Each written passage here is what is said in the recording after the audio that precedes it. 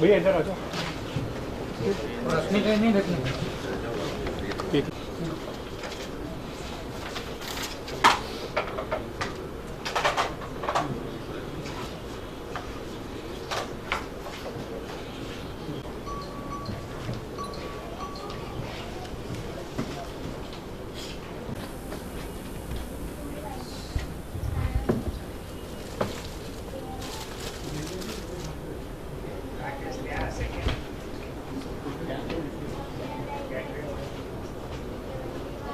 क्या तो कोई बोला क्या कोई नहीं बोला गया आपने तो सोचा क्या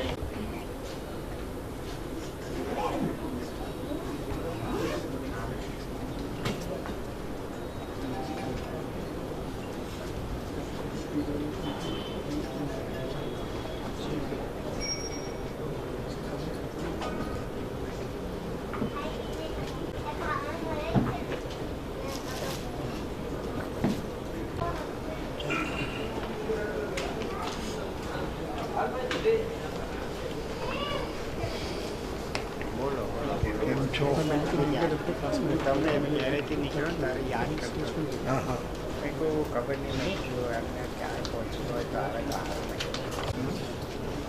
યોગદાન બહુ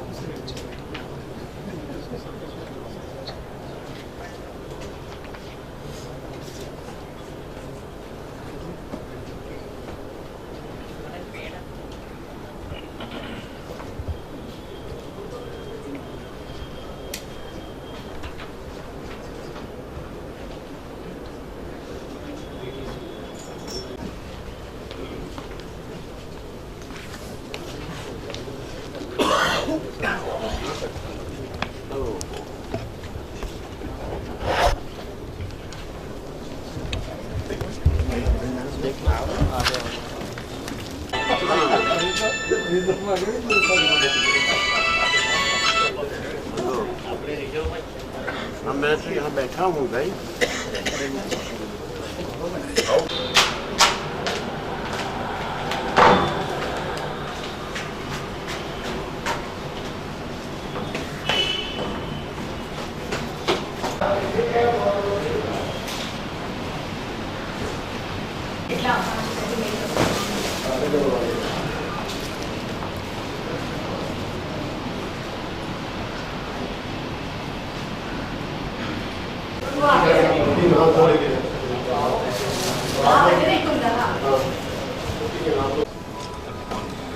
कुछ ही देर में अन्य अतिथिगण और महाप्रबंधक महोदय भी सभागार में पधार रहे हैं।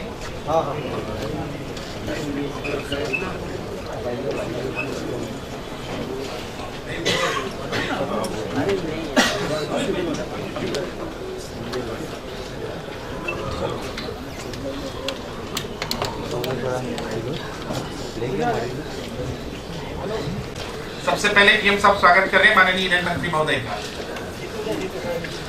महाप्रबंधक जी स्वागत कर रहे हैं माननीय रेल मंत्री महोदय का। जोरदार तालियों से आपकी सबसे अनुरोध है मंच पर विराजमान अन्य अतिथिगणों का स्वागत करें। सबसे पहले सूरत की माननीय महापौर श्रीमती अस्मिता बेन शिंदोरिया, माननीय सांसद श्री सी.आर. पाटिल, माननीय सांसद श्रीमती दर्शना जरदोशी,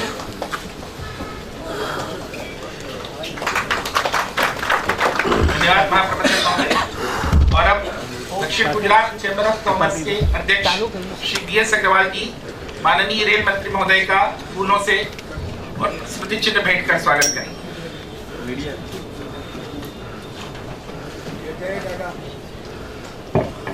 આ બાજુ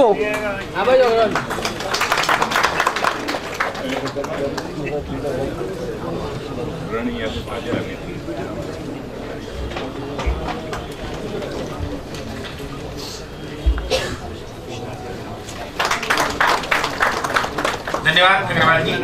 माननीय अतिथिगणों के रंग बिरंगे फूलों से स्वागत के बाद अब बारी है वैचारिक फूलों से उनके स्वागत की, और इसके लिए सादर आमंत्रित हैं पश्चिम रेलवे के महाप्रबंधक महोदय श्री जी.सी. अग्रवाल महोदय। आप पधारें और अपना स्वागत उद्बोधन प्रस्तुत करें।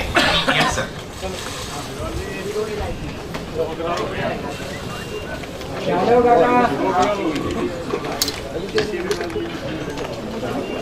माननीय रेल मंत्री भारत सरकार श्री सुरेश प्रभाकर प्रभु जी, सूरत की माननीय महापौर श्रीमती अस्मिताबेन शिरोया जी, माननीय सांसद श्री सी.आर. पाटिल जी, माननीय सांसद श्रीमती दर्शना जरदोश जी, अन्य विशिष्ट अतिथिगण, South Gujarat Chambers of Commerce and Industry के प्रतिनिधिगण, प्रेस व मीडिया के प्रतिनिधि, देवियों एवं सज्जनों, इस कार्यक्रम में आप सभी का हार्दिक स्वागत है।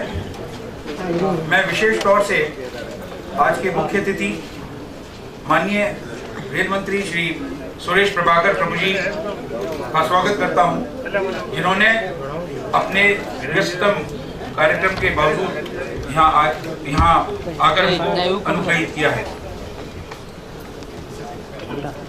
आप सभी यहाँ आए, आपका स्वागत है। आज हम रेल से जुड़ी कई परियोजनाओं का शिलान्यास, शुभारंभ एवं डेडिकेशन करने जा रहे हैं।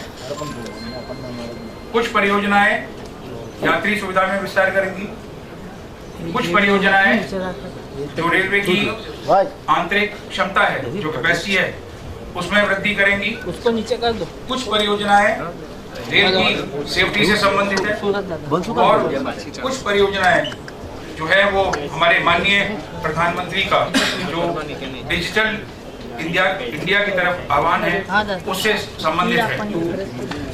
पिछले 2-3 सालों से गुजरात में भारतीय रेल का काफी रूप से विकास हो रहा है, और इन परियोजनाओं के लागू होने पर और उनको वृद्धि मिलेगी। आज इसी अवसर पर माननीय केंद्रीय मंत्री सुरेश प्रभाकर प्रभु जी द्वारा गुड गवर्नेंस पर भी अपने विचार व्यक्त किए जाएंगे। इतने सालों के अपने अनुभव से माननीय प्रभु जी ने पिछले minister of railway Shri Suresh Prabhu ji, MPs Shri C R. Patil ji, Shrimati Darshanaben Jardosh, mayor Shrimati Asmitaben Shiroya, respected general manager of railways mister G C. Agrawal ji, ladies and gentlemen, I feel privileged to have amongst us the Honorable Railway Minister Sri Suresh Prabhuji. I would like to bring to his notice that SGCCI was established in the year 1940, and since then it has been working for the cause of trade and industry. Nearly 100 associations are attached to us.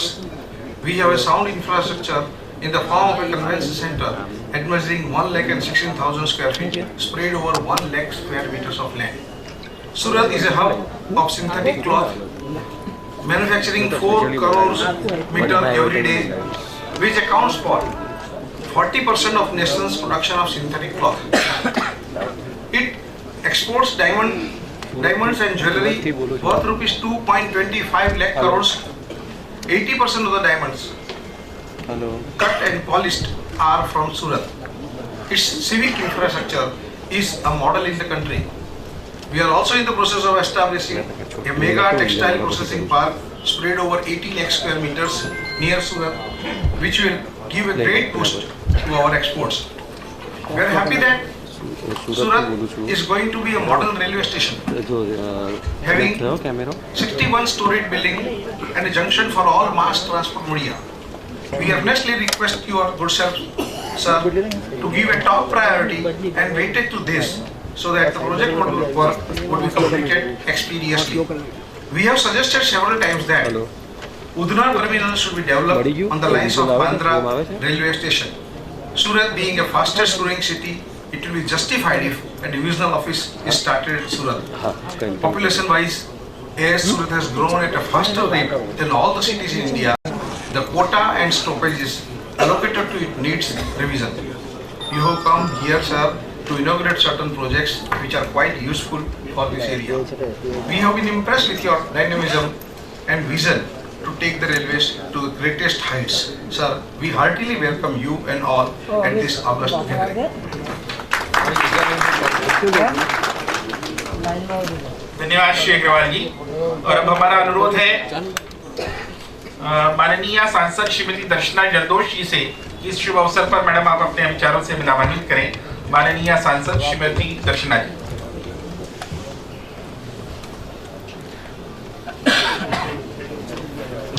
नमस्कार। આજે સુરત ખાતે માન્ય rail મંત્રી શ્રી સુરેશ પ્રભુજી સુરત આવ્યા છે ત્યારે એમને આપણા સૌ વતી એમને આવકારીએ છીએ।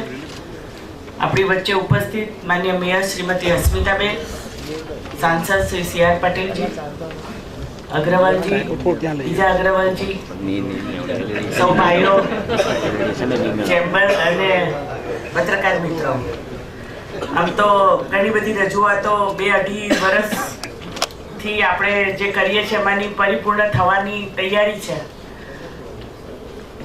સુરેશજી માટે એટલું કહી શકીશ કે એટલા સરળ છે, મૃદુભાષી છે અને એમને સાંભળવા આપણને વધારે ગમશે। ખાસ કરીને અનૌપચારિક વાતો જ્યારે એમની સાથે થતી હોય છે ત્યારે આપણને એવું લાગે કે આપણા પ્રશ્નો કહેવાની જરૂર નથી, એમને ખબર જ છે। પણ જે રીતે નરેન્દ્રભાઈએ વડાપ્રધાન બન્યા પછી એમના પર ભરોસો મૂક્યો છે અને રેલવે જે ઊંચાઈ પ્રાપ્ત કરી છે એના આપણે સૌ સાક્ષી છે। આ વખતે પ્રથમ વખત ઐતિહાસિક પગલું ભરાઈને બજેટની સાથે રેલ બજેટને પણ સામેલ કરી દીધા પછી એમને તો સાંભળવા નથી મળ્યા, પણ આજે જ્યારે આપણી વચ્ચે છે ત્યારે આપણે એવું અપેક્ષા રાખીએ કે જે કઈ વાતો અનકહી હતી અને આપણને નથી આપણા સુધી પહોંચી આપણે એમને સાંભળીએ। એટલે વધુ કંઈ નહીં કહેતા, સુરત એક એવું ઐતિહાસિક અને ફાસ્ટેસ્ટ ડેવલપિંગ સિટી છે, એમની જરૂરિયાતોની, એમની ઇન્ડસ્ટ્રીની અને એમને જરૂરિયાતો ખબર છે એવું મને વિશ્વાસ છે। તો આપણે સૌ આશા રાખીએ કે આપણી અપેક્ષાઓ પરિપૂર્ણ થાય અને જે રીતે વિકાસની રાહ પર આપણે સૌ ચાલી રહ્યા છે એમાં આગળ વધતા રહીએ। ધન્યવાદ। જય જય ગરવી ગુજરાત। धन्यवाद माननीय मैडम। और अब हम सादर आमंत्रित कर रहे हैं माननीय सांसद श्री CR पाटिल जी को। महोदय आप आए और अपने विचारों से हमें अनुग्रहित करें।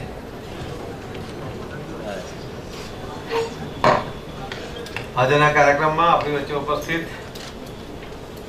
ખૂબ જ ઝડપી કામ કરવા માટે ટેવાયેલા અને એના દ્વારા રેલવેને પણ વાઇબ્રન્ટ બનાવી દેનારા આપણા આદરણીય રેલવે મંત્રી શ્રી સુરેશ પ્રભુ સાહેબ, મારા સાથી સાંસદ શ્રીમતી દર્શનાબેન, આદરણીય મેયર શ્રી, આદરણીય GMC અગ્રવાલ સાહેબ, BS અગ્રવાલજી, મીનાજી અને અહીં ઉપસ્થિત સર્વે ભાઈઓ અને બહેનો, મિત્રો, આપણે છેલ્લા 3 વર્ષથી જ્યારથી પણ પ્રભુ સાહેબે આ રેલવેની જવાબદારી સંભાળી છે ત્યારથી કદાચ એમની જે કેપેસિટી છે એના કરતાં આપણી અપેક્ષા વધારે હતી અને એના કારણે કદાચ એમણે પોતાની કેપેસિટીને વધારીને આપણી અપેક્ષાઓ પૂર્ણ કરવા માટે પૂરી તાકાત કામે લગાડી છે। આજે એક આખા દેશમાં રેલવેને કારણે એક સંતોષનું વાતાવરણ જોવા મળે છે। એ જ ગંદી ગોબરી રેલવે અને એની જગ્યાએ આજે આપણને સ્વચ્છતા ત્યાં જોવા મળતી હોય છે અને બાકીના પણ જે સુધારા થઈ રહ્યા છે એ કદાચ આપણે ક્યારેય કલ્પના નહોતી કરી। એ પ્રકારના રેલવેની અંદર બદલાવ એ ઝડપમાં આપણને દેખાઈ રહ્યા છે અને સુવિધાઓ એમાં વધી રહી છે। આજે આપણે રેલવેનો પ્રવાસ કરવા માટે આપણને ઈચ્છા થાય એવું વાતાવરણ એમણે નિર્માણ કર્યું છે। હમણાં BS અગ્રવાલ જેવું કહ્યા કે સુરતમાં વર્લ્ડ ક્લાસ રેલવે સ્ટેશનની વાત કરી। આ વર્લ્ડ ક્લાસનો પહેલી જાહેરાત મમતા બેનર્જીએ બજેટમાં કરી હતી અને બીજા બજેટમાં એમણે એનો ઉલ્લેખ જ નહીં કર્યો। જ્યારે મેં લોકસભામાં બોલતી વખતે એમને પૂછ્યું તેમણે કહ્યું કે શક્ય જ નથી। તમે અભ્યાસ કર્યા વગર કેવી રીતે જાહેરાત કરેલી? મતલબમાં એ વિચારને એમણે મૂક્યો અને પછી પડતો મૂક્યો પરંતુ આદરણીય પીએમ સાહેબના ઈચ્છા હતી કે આખા દેશમાં વર્લ્ડ ક્લાસ સ્ટેશન બને, એમાં પહેલું સ્ટેશન સુરત બને અને સુરત રેલવેનું વર્લ્ડ ક્લાસ સ્ટેશન બનાવવા માટે એક્સેપ્ટમાંની 1 અને 5 બિલ્ડિંગ, ડીએસ અગ્રવાલની થોડી માહિતી ઓછી છે પણ એક્સેપ્ટમાંની 5 બિલ્ડિંગ ત્યાં બનાવવાના છે અને કદાચ T3 નો જે આપણે એરપોર્ટ જોયું છે દિલ્હીનો, એ કક્ષાની સગવડો આપણને સ્ટેશનમાં મળવાની છે. તો આ શક્ય જે બન્યું છે એ પીએમ સાહેબને મનની ભાવના હતી અને એને આકાર આપવાનું કામ પ્રભુ સાહેબે કર્યું.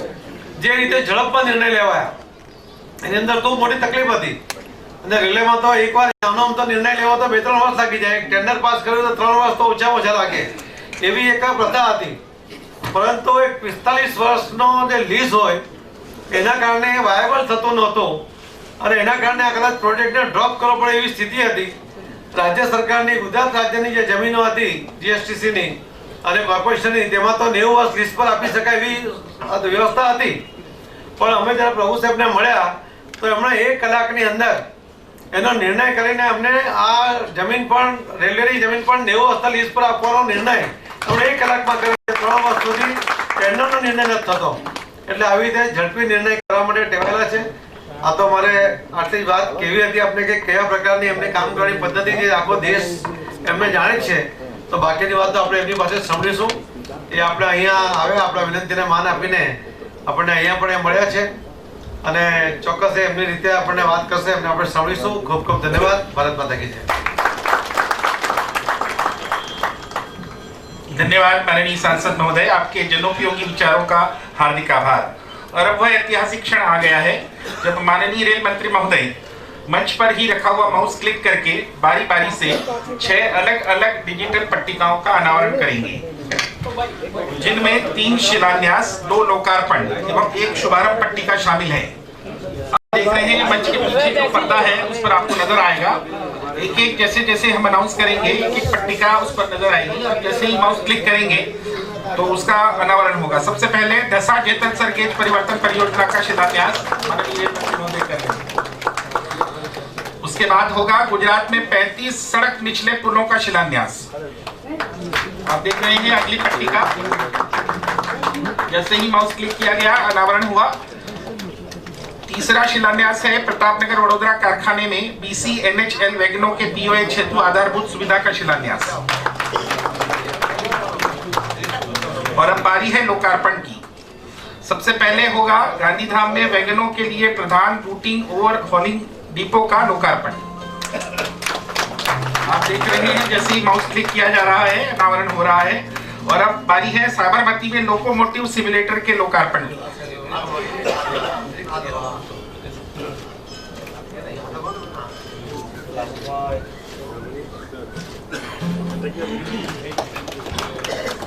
और सबसे अंत में हो रहा है दिशा ऐप का शुभारंभ. आपके सामने पर्दों पर नजर आ रहा है दिशा ऐप का शुभारंभ हो रहा है. कृपया जोरदार तालियों से इस ऐतिहासिक क्षण के साक्षी बनने का प्रमाण कीजिए. धन्यवाद माननीय रेल मंत्री महोदय. और अब हम सभी के इंतजार की घड़ियां समाप्त होने जा रही हैं, क्योंकि माननीय रेल मंत्री महोदय अपनी बहुमूल्य वैचारिक अभिव्यक्ति से मैं लाभान्वित करेंगे. आपके सम्मान में इन 4 पंक्तियों के साथ हम आपको सादर आमंत्रित कर रहे हैं. आओ कदम से कदम मिलाएं, रेल बढ़े तो देश बढ़े, हरदम आगे बढ़ते जाएं, रेल बढ़े तो देश बढ़े. रेल है देश की जीवन रेखा और तरक्की की बुनियाद. प्रगति पथ पर इसे बढ़ाएं, रेल बढ़े तो देश बढ़े. कृपया जोरदार तालियों से माननीय मंत्री महोदय का स्वागत करें.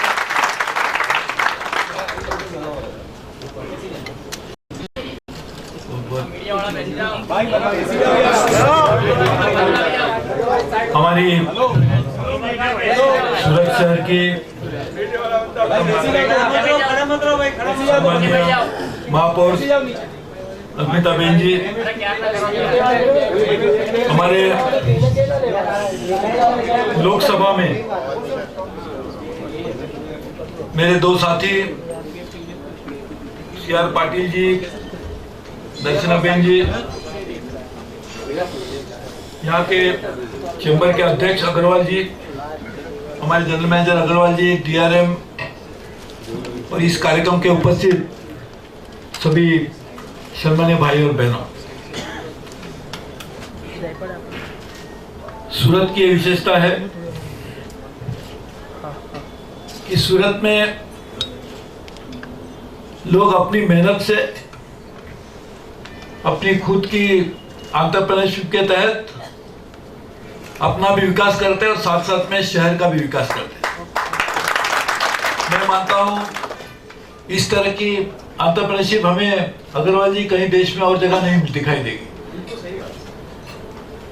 और यहाँ के लोग औरों से कम मांगते हैं, वो सोचते हैं कि और को क्या देना चाहिए। लेकिन सरकार की ये जिम्मेदारी है कि यदि हम ऐसी चीज सूरत जैसे शहर को दे सकते हैं कि जो यहाँ की एंटरप्रेन्योरशिप को और बढ़ोतरी दे सकती है। इंफ्रास्ट्रक्चर सपोर्ट देने से सूरत के लोग तो अपना विकास करेंगे ही, लेकिन इंफ्रास्ट्रक्चर का सपोर्ट हम दे सकते हैं जो सरकार की जिम्मेदारी है, काम करने की उनका एक कर्तव्य है, तो सूरत और भी बड़े मात्रा में आगे आ सकता है।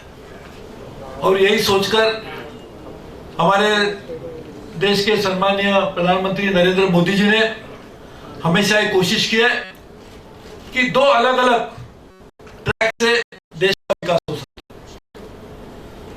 है। एक तो निवेश से हो सकता है, तो दूसरा लोग जो खर्चा करेंगे उससे कंजम्पशन लेड भी विकास हो सकता है। तो कंजम्पशन तो लोग करेंगे, खर्चा तो लोग करेंगे, लेकिन उसके लिए आमदनी नहीं होगी तो खर्चा करेंगे।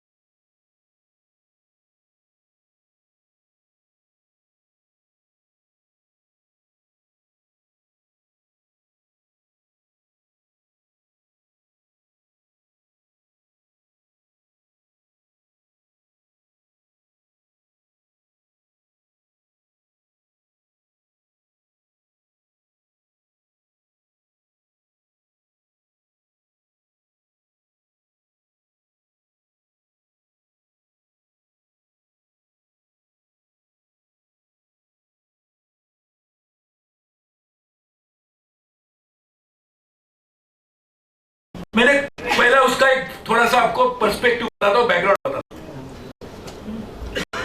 2009 से लेकर 2014 तक हर साल गुजरात में जो बजट में एलोकेशन हुआ था, उसकी जो आंकड़ेवारी है, उसमें 588 करोड़ रुपया गुजरात को हर साल मिलता था, 5 साल 2009 से लेकर 2014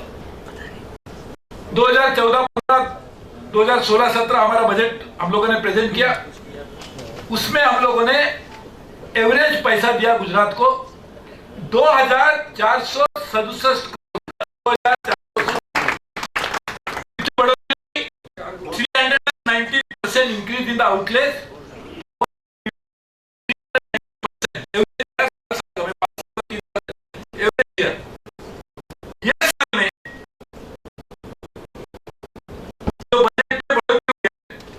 वो तो 578% ज्यादा बढ़ोतरी हुई, 578%।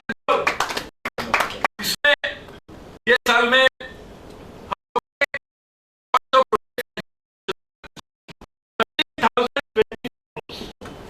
में जो बजट अभी सेक्शन के 13,025 करोड़, उसकी पूरी लिस्ट मेरे को आपको ऐसे छुपा करने की जरूरत नहीं, क्योंकि ये पिंक बुक है।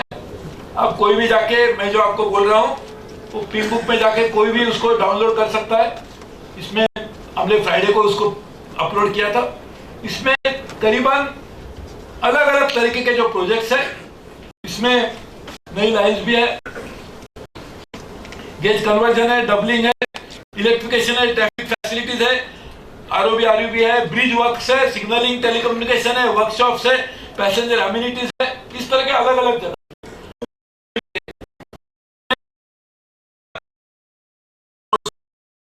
आज सिर्फ गुजरात के लिए दिया गया। उसमें छोटी मोटी बात आपको बताता हूं कि आनंद गोधरा सेक्शन का डबलिंग बहुत पुरानी मांग थी, उसके लिए 683 करोड़ रुपीस बजट में एलोकेट किया, आनंद टू गोधरा। और आपको मालूम है कितनी कंजेशन है। गेज कन्वर्जन 17 प्रोजेक्ट लिए गए 775 किलोमीटर के, उसमें 5,986 करोड़, ऑलमोस्ट 6,000 करोड़ ये गेज कन्वर्जन 17 प्रोजेक्ट के लिए 775 किलोमीटर के लिए दिए गए। और हमारे जनरल मैनेजर आपको बताएंगे, प्रोफेशनल है, 40 साल रेल में काम किया है, कि ये गेज कन्वर्जन का काम पूरा हो जाता है तो सीमलेस ट्रैवल पूरे गुजरात में होगा। उससे ऑटोमेटिकली उसके कारण भी स्पीड बढ़ेगी और उससे तहत भी एक लाभ होगा, ज्यादा ट्रेन भी आ सकेगी, ज्यादा चल भी सकेगी। तो ये पूरा एक स्ट्रैटेजिकली किया। ऐसा किसी ने मांग किया, पाटिल साहब ने बोला इधर कर दो, उधर कर दिया, हम तो अच्छा वो नाराज नहीं, उनको अच्छा बेन भी हमें नाराज, उधर कर, ऐसा नहीं।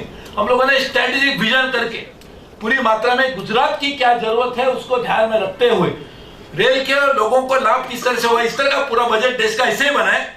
लेकिन इसमें भी हम लोगों ने इस तरह से उसको भी ध्यान देकर काम किया। उसी तरह से स्पीड रेसिंग के लिए 200 किलोमीटर तक जाने के लिए मुंबई दिल्ली इंक्लूडिंग वडोदरा अहमदाबाद, और mission to achieve a total travel time of 12 hours between Delhi Mumbai, जो हमने मिशन रखा है, उसके लिए भी हम लोगों ने 5,159 करोड़ रुपया सिर्फ गुजरात का है पोर्शन। पूरा कॉस्ट तो बहुत ज्यादा है, 20,000 से भी ज्यादा होगा।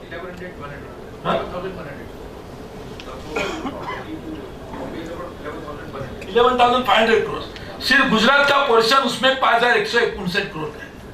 साथ ही में elimination of 59 lower crossing, 4 new ROBs, other works included. तो इस तरह से बड़ी मात्रा में आज गुजरात के लिए भी हम लोगों ने इस तरह से काम करने की शुरुआत की। हमारे दोनों सांसद मुझे बता रहे थे कि हमारी गुजरात की ऐसी परंपरा है कि कोई भी हमारा गेस्ट आता है तो खाली हाथ में ऐसा नहीं, किसी के घर में जाता तो कुछ देके जाना चाहिए।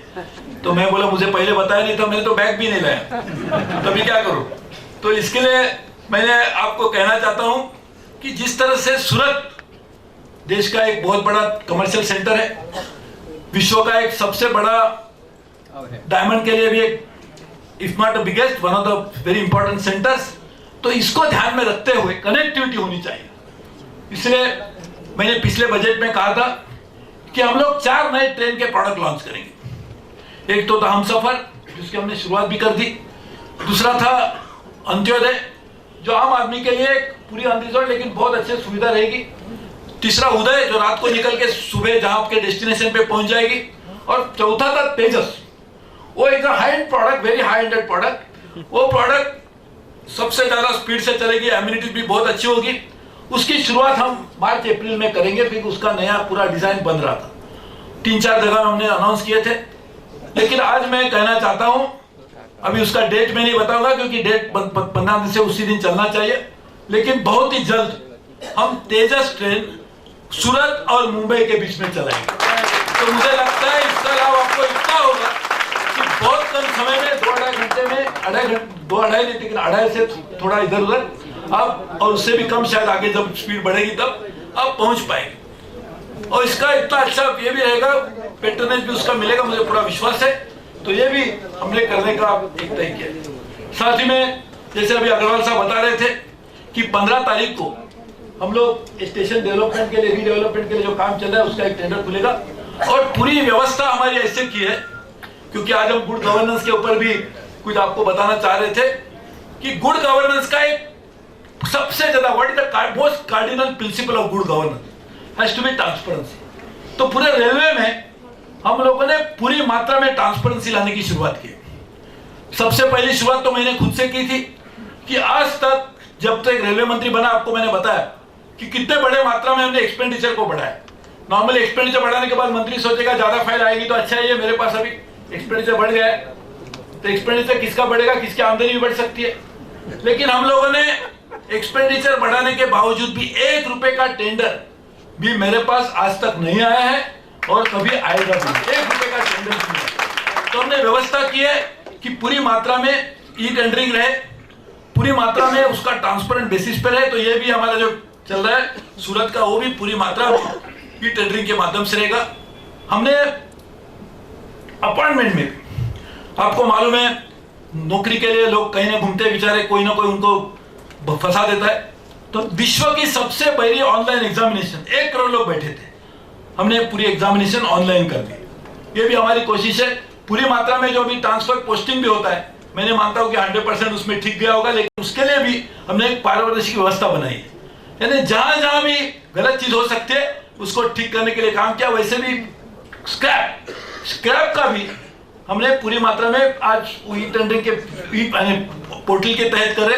स्क्रैप के भी मुझे लगता है, अभी मेरा एग्जैक्ट अमाउंट नहीं, लेकिन काफी बड़ी मात्रा में 2-3 हजार करोड़ रुपया हम लोगों ने पिछले साल स्क्रैप के लिए कमाए, क्योंकि पहले तो उसका ठीक तरह से हिसाब नहीं रहता था। तो ये पूरी मात्रा में ट्रांसपेरेंसी है। उसी तहत स्टेशन डेवलपमेंट भी होगा। और अगले वीक में हम लोग करने जा रहे हैं कि ज्यादा से ज्यादा स्टेशन डेवलपमेंट करने के लिए हम लोग 23 नए स्टेशन के लिए भी 1-2-3 दिन में हम नए टेंडर भी खोलेंगे। 23 न्यू स्टेशन, वो भी बिडिंग चलेगा उसके तहत। यानी हमारी आइडिया यह है कि देश में जितने भी स्टेशन हैं, बड़े 400 स्टेशन, उसको एक अच्छी मात्रा में परिवर्तन करना चाहिए, रेल को आमदनी भी मिलेगी।